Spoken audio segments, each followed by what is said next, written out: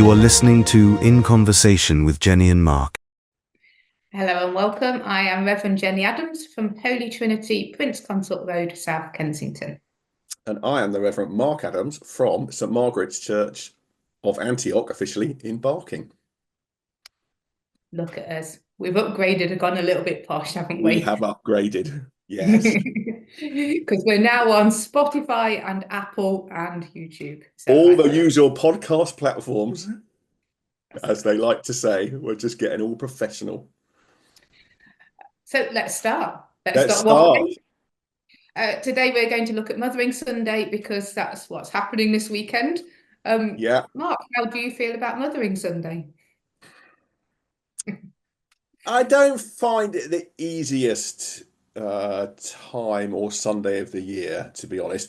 We probably should just point out, because we know that there are even some people listening to us across the pond, and you might be thinking, why are they talking about Mothering Sunday? In the UK, we celebrate Mothering Sunday on the third Sunday of Lent. So, or even the fourth Sunday of Lent. That professionalism is just rocking this morning. Fourth Sunday of Lent. So that's why we're talking about Mothering Sunday. I know in the States and in other parts of the world, you celebrate Mother's Day, as you may call it, on a different day, but Mothering Sunday, we call it. So yes, it's not the easiest time. My mum passed away when I was young, as a teenager. And so I've never found Mothering Sunday from then particularly easy. How about you? How do you feel about Mothering Sunday? It's really interesting because I tick all the correct boxes. My mother is still alive. She's really happy. It's all okay. I am a mother. I should really love it, but I don't. I still find it still a little bit. And I think I feel the same way as I do about Valentine's Day, really. It's forced fun, forced love. It's not very real, and I find it all a bit icky. But we have to do it. I tend to concentrate more on the fact that it's the fourth Sunday of Lent, and it was the reason that the people in service went back to church. But that's not really what people want to hear. They want to hear. So I suppose we're sort of acknowledging, and I think it is important to acknowledge, and we always try and do this, that Mothering Sunday is difficult for some, brackets, a lot of people. On the other hand, there's a lot to celebrate in it. So I think we need to find a way to hold on to the good and celebrate the good of Mothering Sunday, which of course is, there's a lot of good there, while also acknowledging that it can be a difficult day. I mean, I always feel that I'm not so desperate for some daffodils. Yeah, so flowers, we also know, very contentious, surprisingly so in some ways. We are experimenting with flowers in a different way this Sunday at St Margaret's. So if you are coming to St Margaret's, so watch out for that. Are you having flowers? I can promise you no flowers. Okay, so if you want a no flower day and you're in the London area, then Holy Trinity, South Kensington is the place to be. But you've got a very special visitor this weekend, haven't you? I know that. So yes, the Bishop of London will be coming to lead the service and preach. So in many ways, I am off the hook. You're off the hook. Okay. Which is why we're going for the reading that we're going for, isn't it? Because we're looking at John and Holy Trinity. But as I'm not preaching and you are, we're going to discuss your reading today, which is... Yes, and I think we're thinking that most people will be thinking it's Mothering Sunday, certainly if they're in the UK. So that's why we're going to look at the reading from 1 Samuel 20 and verse 28. If you're watching on the video, then we are going to put it on the screen. If you're listening on audio, then obviously we're going to read it. Can we just say where it's from again? Because you've done it again. It's 1 Samuel 1. 1 Samuel 1, verse 20 to 28. So we're in the story of ancient Israel, the end of the time of the judges, where everyone's been going off doing their own thing. And we're at the start of the book of Samuel, where God has appeared to and made a promise to Hannah that she is going to have a son. And so that's where we're picking the story up. So I'm reading. 1 Samuel 1, verse 20. In due time, Hannah conceived and bore a son. She named him Samuel, for she said, I have asked him of the Lord. The man Elkanah and all his household went up to offer to the Lord the yearly sacrifice and to pay his vow. But Hannah did not go up, for she said to her husband, as soon as the child is weaned, I will bring him, that he may appear in the presence of the Lord and remain there forever. I will offer him as a Nazarite for all time. Her husband Elkanah said to her, "Do what seems best to you. Wait until you have weaned him. Only may the Lord establish his word." So the woman remained and nursed her son until she weaned him. When she had weaned him, she took him up with her, along with a 3-year-old bull, an ephah of flour, and a skin of wine. She brought him to the house of the Lord at Shiloh, and the child was young. Then they slaughtered the bull, and they brought the child to Eli. And she said, "O my Lord, as you live, my Lord, I am the woman who is standing here in your presence praying to the Lord. For this child I prayed, and the Lord has granted me the petition that I made to him. Therefore I have lent him to the Lord. As long as he lives, he is given to the Lord." She left him there for the Lord. Okay then, Jenny. So fantastic example of mothering here. Please, the example of this passage is please don't bring your children to church and then leave them there for us to look after. That is not the message that we're The going for. babies. Well, there you are. There you are, Eli. There you Have a are. Have a baby. I've just weaned him. He's all yours. Over to you. You can eat a biscuit. It's all okay. Why do you pick this passage for Mothering Sunday? Well, it's one of the passages which is set in the lectionary. So Yeah. that's why. I mean, because yes, okay, why? It's in the lectionary. That's why we're using it. There's a few passages that the lectionary rotates around, and this is the one I thought we'd go for this year. Okay. I mean, I would have gone, well, we are going for the much more simple John with Jesus at the cross, but okay. Hannah leaving her baby. What's your reaction to that? There are times when I would have loved to take my children to church and just leave them there. But I'm not sure at this point. I think they were a bit older.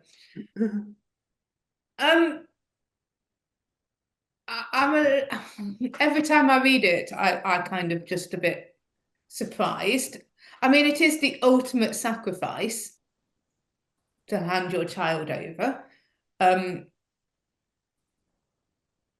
I guess what I'm always struck by a little bit is the mothers in the 60s in those mother and baby homes that were basically forced to hand their children over.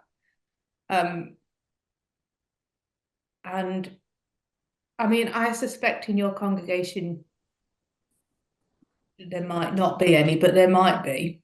So I would say just bear that in mind because they've never got over it. And that's the first thing that strikes me, that knowledge of having to hand over your child. I mean, when And I think there is a difference here, though, isn't there? Is that there's no sense that Hannah is in a way being forced to. She does it willingly, I think, because she recognises. And there's lots of cultural differences, of course, there are, which are hard for us to get our head around. But I think if we just take the passage at face value, she is so grateful to God for giving her this child that she is willing to hand the child back into God's service. I think. Is that not what this is saying? I think that is the message of it. I think it's quite problematic in many ways. But I think that is the message, God blesses us and we return that blessing by serving him. I think that really is. Yeah, and we can sacrifice a bull at the same time. Well, obviously, that's also not something we want to encourage, so that's fine. I mean, that'll be easier in your churchyard than it would be at Holy Trinity. Yeah, I think that's got to be. I mean, there's something here is about Hannah recognizing that her child is not her own personal possession, isn't it? I think, yeah. What do I struggle a little bit because I've been so desperate for a child. So I recognize that. That real desperation and you would do anything. So when that child arrived for me, the idea of actually, as I say, at that stage, being able to give him up, once he could talk, it was slightly different. But but at that stage, I mean, I didn't even want anyone to look after him. So I can really kind of relate to how difficult this was. But also, almost what's the point? It's like, so Well, of course, I mean, it's all part of Sam. It's an important origin story for Israel, isn't it? So there's this sense of Samuel is the great leader who is going to bring all this together, and he's the kingmaker, of course, isn't he? Samuel's the kingmaker. So he has this call on his life. He's the one who's going to anoint Saul, and then, of course, even more importantly, David, from which we get, the line of which leads to Christ. So there's an important call on Samuel's life here, isn't there? Which but we know that in hindsight, we know that because we know the full story. Okay, so women were desperate for children because that almost proved, well, that did prove their worth. And children were there to help, and children were there to carry on the family name, all that sort of thing. So if you've got that, and then you immediately hand that child back, what? Why? Why? So I think what's interesting about our conversation here, isn't there, and it probably reflects both parts of this reading, is that I'm sort of being perhaps being the sort of somewhat analytical, there's the purpose for this, we could see it in it, and that's true, and you're being perhaps the more, the reaction of you as a mother of what is going on here? I can't deal with this. This is bad. Yeah. And I think actually I think it's okay within this to hold on to both of those things. Yeah, I think I can understand the message, but I'm still, I relate. I'm sorry, I got it just here because I relate fully, really, to have that desperation for a child and what it would be like to hand it over. But yeah, I mean, we do know the full story. What are you going to do with it on Sunday? Well, I'm What are you thinking actually out of this conversation, what I'm thinking is that I'm kind of back to where we started, that this story actually reflects some of the tensions that are within Mothering Sunday, and you can preach out of that. So yes, there's plan, there's purpose. God has got an amazing call on Samuel's life, which is going to be reaffirmed with him as a child, isn't it? The whole, getting up in the middle of the night thing that the story goes on to, which I'm sure people will be familiar with. And yet there is this real pain at the heart of it, and you can feel Hannah's pain within it, can't you? I'm going to hold on to him for as long as I can because I know I've got to let him go. I think we need to just do a little bit of a shout out for Elkanah, who's got the husband thing down pat, hasn't he? Because he knows what to say, which is basically you do what you think is right.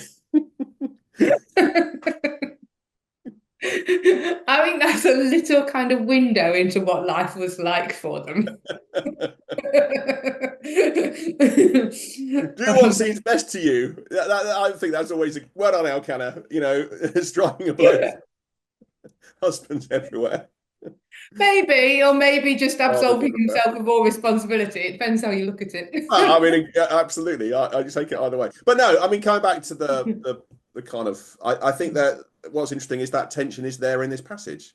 You do see Hannah's pain in having to let him go. It's there.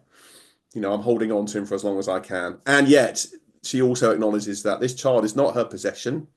So children are a gift from God. And those who care for us are a gift from God as well, aren't they?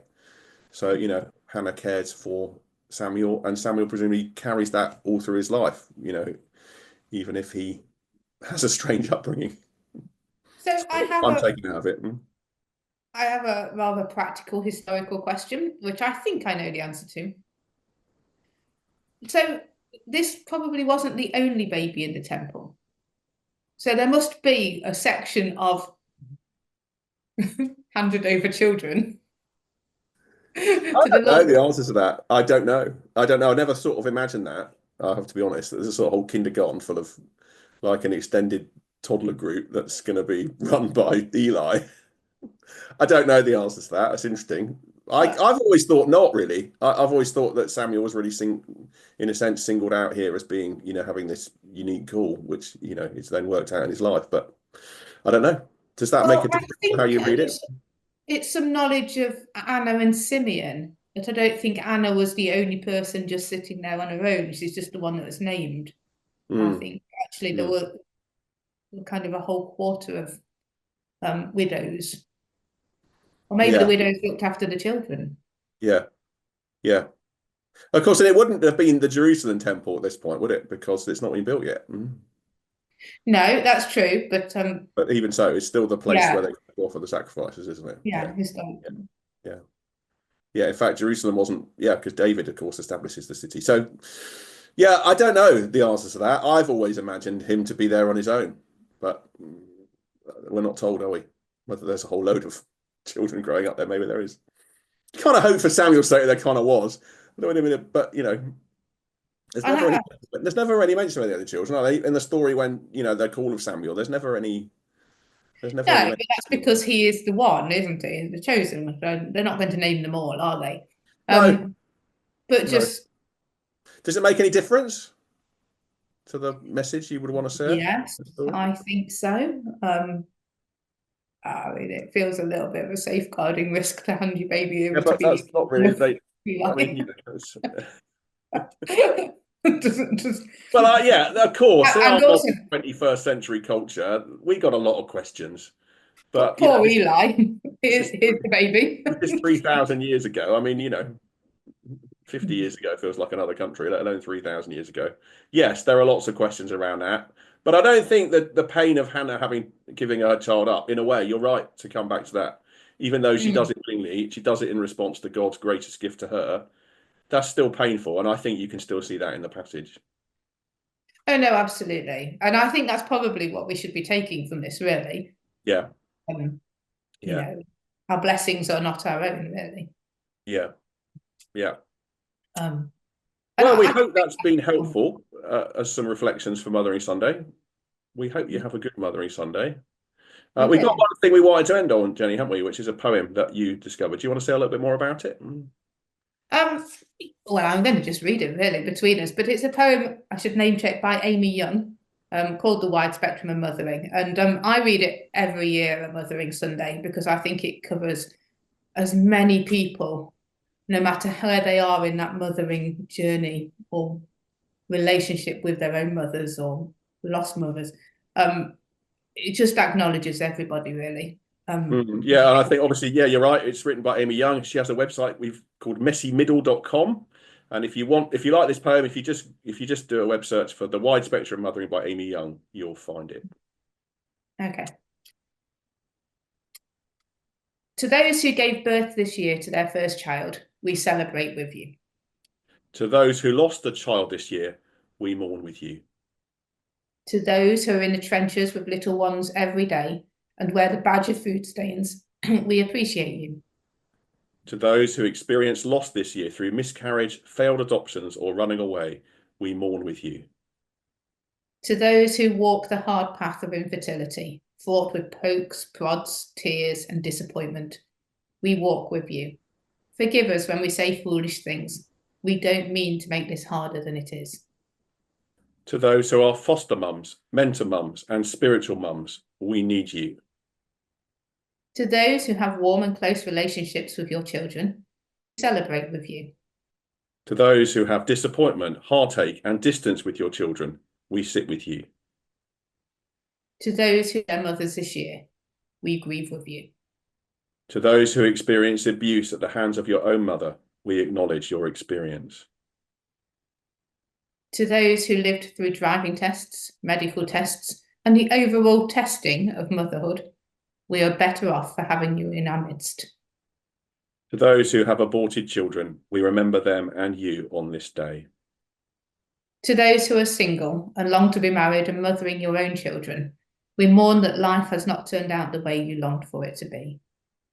To those who step-parent, we walk with you on these complex paths. To those who envisioned lavishing love on grandchildren, yet that dream is not to be, we grieve with you. To those who will have emptier nests in the upcoming year, we grieve and rejoice with you. And to those who are pregnant with new life, both expected and surprising, we anticipate with you. This Mother's Day, we walk with you. Mothering is not for the faint of heart, and we have real warriors in our midst. We remember you. So, thank you everyone for listening. We'll be back next week. We will. Have a great week, and if you are celebrating Mothering Sunday, we hope it goes well for you. Thank you for listening to In Conversation with Jennie and Mark. Please subscribe for more episodes on all the usual podcast platforms.